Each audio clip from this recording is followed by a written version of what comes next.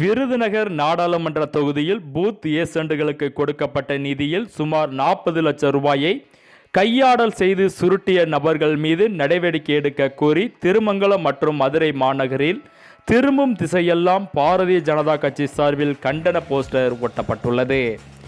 இந்தியாவின் 18வது நாடாளுமன்ற தேர்தல் தமிழகத்தில் ஏப்ரல் 19 அன்று நடைபெற்றது. தேர்தலை ஒட்டி பூத் ஏஜென்ட்களுக்கு பாரதிய ஜனதா கட்சி தலைமை ஒதுக்கியிருந்த 40 லட்சம் ரூபாயை பாரதிய ஜனதா கட்சியின் பாராளுமன்ற அமைப்பாளர் வெற்றிவேல், மதுரை மேற்கு மாவட்ட தலைவர் சசிகுமார், மதுரை மேற்கு மாவட்ட செயலாளர் சின்னசாமி, மதுரை மேற்கு மாவட்ட செயற்குழு உறுப்பினர் சின்ன இருளப்பன் கையாடல் செய்து மோசடி செய்ததாக கூறி திருமங்கலம் மற்றும் மதுரை மாநகரில் திரும்பும் திசையெல்லாம் கண்டன போஸ்டர் ஒட்டப்பட்டுள்ளது.